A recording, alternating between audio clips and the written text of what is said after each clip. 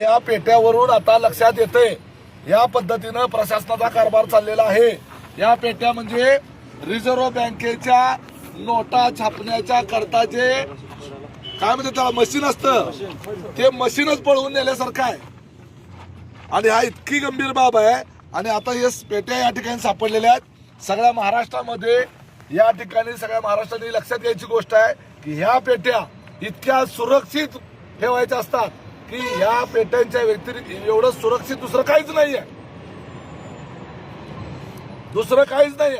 Reserve बँकेचा नोटा छापायचा साचा पळवल्यासारखा हे पेट्या म्हणजे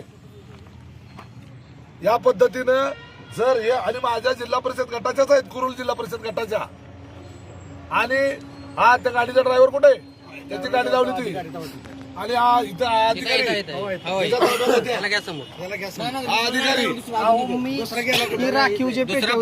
अरे काय काय असं ना पेट्यामध्ये थोडं समजतं का? पेट्यामध्ये